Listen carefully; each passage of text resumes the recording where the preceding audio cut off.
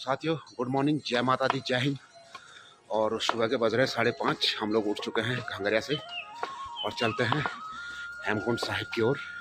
और बड़ा ही शानदार मौसम आज का हो रखा है, जो कि हमारे विश्वास के अनुरूप था कि मौसम जरूर खुलेगा। माता रानी पे पूरा भरोसा था, जो कि हमारी जगजननी है।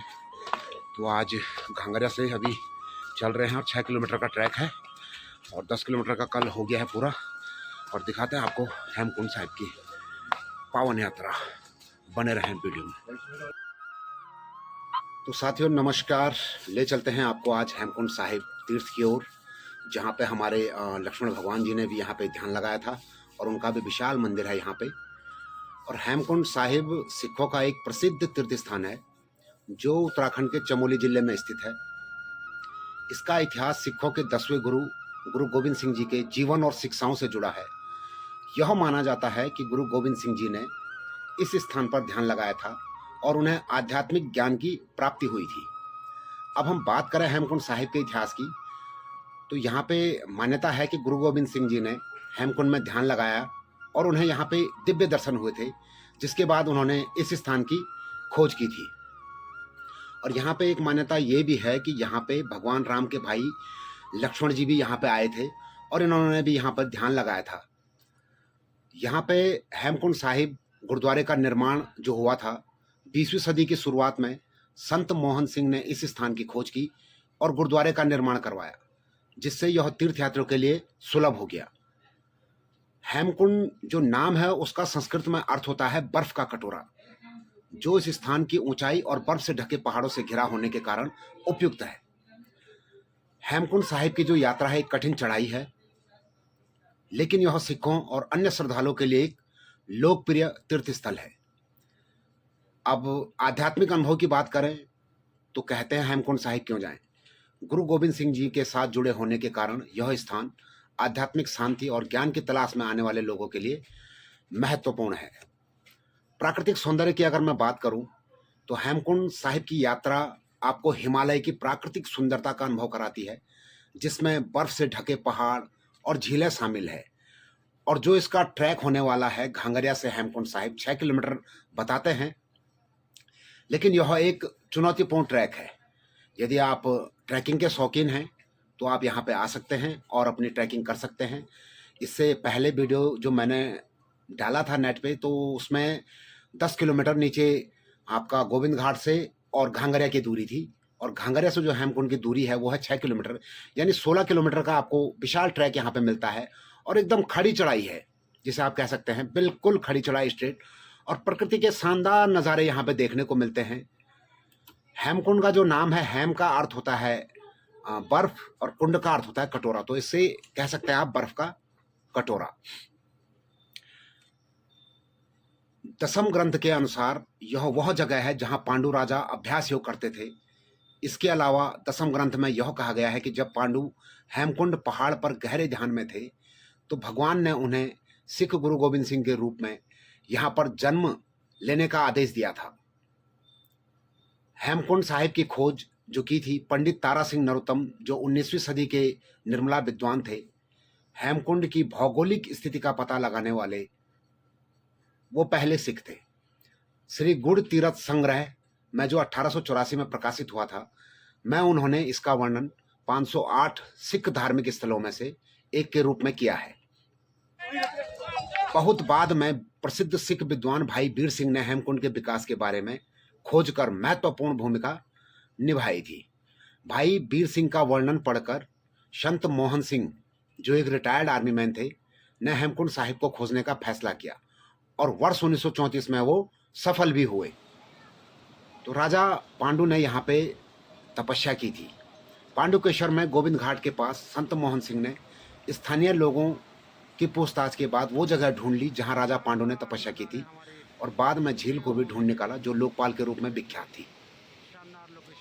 1937 में गुरु ग्रंथ साहिब को स्थापित किया गया, जो आज दुनिया में सबसे ज्यादा माने जाने वाले गुरुद्वारे का स्थल है। 1939 में सोहन सिंह ने अपनी मौत से पहले हेमकुंड साहिब के विकास का काम जारी रखने के मिशन को मोहन सिंह को सौंप दिया। गोविंद धाम में पहली संरचना को मोहन सिंह द्वारा निर्मित कराया गया था।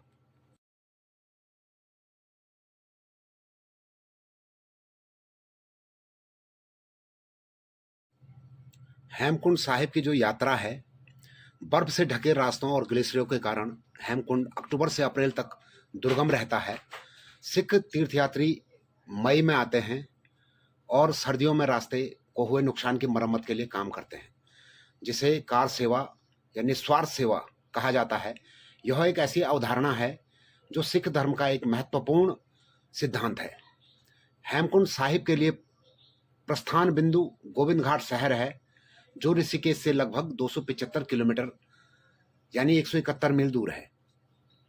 13 किलोमीटर का ट्रैक घांगरिया गांव, जिसे गोविंद धाम भी कहा जाता है, तक एक उचित रूप से सुव्यवस्थित पथ के साथ है। इस 13 किलोमीटर के ट्रैक से 4 किलोमीटर शेयरिंग टैक्सी से कवर किया जा सकता है और शेष 9 किलोमीटर पैदल चलना है। यह रास्ता पैदल या टट्टू द्वारा कवर किया जा सकता है और यहाँ एक गुरुद्वारा तीर्थयात्रियों को आश्रय देता है, जिसके अलावा कुछ होटल और टेंट और गद्दे के साथ एक कैंप ग्राउंड है। दिल्ली से पर्यटक हरिद्वार के लिए ट्रेन लेते हैं और फिर ऋषिकेश होते हुए गोविंद घाट तक बस से यात्रा करते हैं। दिल्ली से गोविंद घाट तक कार से भी जाना संभव है, जो लगभग 500 किलोमीटर की दूरी है, जिसे तय करने में लगभग 18 घंटे लगते हैं। हाल ही में एक भारतीय एयरलाइन कंपनी ने गोविंद घाट और घांगरिया के बीच एक हेलीकॉप्टर सेवा शुरू की है। उड़ान में लगभग 5 मिनट लगते हैं और गोविंद घाट से लगभग 3 किलोमीटर दूर और 5 किलोमीटर लंबी फूलों की घाटी स्थित है। भारत सरकार ने इस घाटी को राष्ट्रीय उद्यान घोषित किया है। यहाँ से आप फूलों की घाटी के शानदार नज़ारे भी आप देख सकते हैं। और जैसा कि मैं आपको बता रहा था, लक्ष्मण मंदिर, तो ये देखिए, लक्ष्मण भगवान जी ने यहाँ पे जो तपस्या की थी, लोकपाल के नाम से जाने जाते हैं, तो इनका शानदार मंदिर यहाँ पे बना हुआ है, जो कि यहाँ के स्थानीय नागरिकों द्वारा, जो कि पुलना और भ्यूडार गांव में सम्मिलित हैं, उनके द्वारा यहाँ पे इस मंदिर की स्थापना की गई और इसमें पूजा अर्चना का काम भी इन्हीं के द्वारा किया जाता है। तो बड़ी भारी संख्या में यहाँ पे श्रद्धालु आते हैं और भगवान लक्ष्मण जी का आशीर्वाद लेकर अपनी यात्रा को सफल बनाते हैं।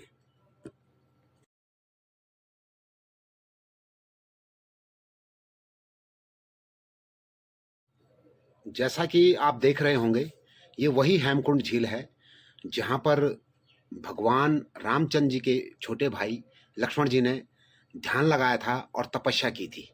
हेमकुंड झील के तट पर 4000 मीटर से अधिक की ऊंचाई पर स्थित यह मंदिर सदियों से श्रद्धालुओं और तीर्थयात्रियों के लिए पूजा स्थल और गंतव्य रहा है।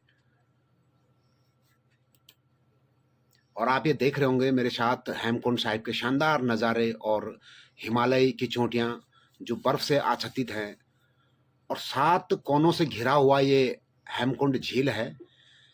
इन्हीं 7 कोनों को देखते हुए यहाँ पे हेमकुंड साहिब की स्थापना की गई थी। और मैं सीधा हेमकुंड साहिब के मंदिर के थोड़ा सा ऊपर पे हूँ, ऊंचाई पे हूँ, जहाँ से आपको ये नज़ारा मेरे पीछे दिख रहा होगा। हेमकुंड जो झील, पवित्र झील है, वहाँ पे श्रद्धालु आते हैं दूर दूर देश विदेश से। और इस बर्फ़ की झील, बर्फ़ का पानी कह सकते हैं, बहुत ही ठंडा पानी है ये, यहाँ पे डुबकी लगाते हैं। और ये देखिए हिमालय का शानदार नज़ारा, और नीचे से ऐसा लग रहा है हम बादलों के बीच खड़े हैं। ये देखिए शानदार बादलों के नज़ारे आप देख रहे होंगे और आसमान भी देखिए बड़ा ही साफ। तो आज मौसम बड़ा सुहाना है, लग चुका है। देखिए कुछ भी नहीं दिख रहा है। बहुत ही शानदार नज़ारे हेमकुंड बादलों साहिब के बीच बैठे हम तपस्या में लीन है। ओम नमः शिवाय, ओम नमः शिवाय, ओम नमः शिवाय। आनंद आ रहा है। हम हेमकुंड से नीचे आ चुके हैं और कोहरा देखिए तो कितना खतरनाक लग रहा है। हेमकुंड से नीचे घांगरिया की ओर 50 मीटर भी विजिबिलिटी नहीं है, तो और इस कोहरे के साथ साथ में पानी भी है, तो हम भीग भी रहे हैं। हम नीचे और आराम से नीचे चलेंगे। तो आप सीढ़ियां हमने गिन ली थी, 915 सीढ़ियां थी। ऊपर हेमकुंड साहिब तो आप सीढ़ी से जाओ 915 और या फिर बैंड से आओ तो 9 बैंड हेमकुंड साहिब के आगे शानदार आपका दर्शन मार्ग है। तो साथियों वहां से चलना है। ये ब्लॉग आज जो सूटेबल लगे, मुझे तो सीढ़ियां जा रहा है और काफी शॉर्ट था। ये बैंड वाला सीन बहुत लंबा करेंगे नीचे तिलक भाई की दुकान में, जो कि विजिबिलिटी है, बिलोंग करते हैं। चलो काफी आपको उचित दाम पर यहाँ पे आपको नाश्ता चाय पानी मिल जाएगा। और ये पहुंच चुके हैं हम घांगरिया हेलीपैड कांचुला खर्क। ये देखिए शानदार नज़ारे कांचुला खर्क के, बहुत ही शानदार। यहाँ पे आर्मी की छावनी भी यहाँ पे स्थित है। तो आज का ब्लॉग यहीं पे समाप्त करते हैं। मिलते हैं नेक्स्ट ब्लॉग में। जय भारत, जय उत्तराखंड, जय हिंद।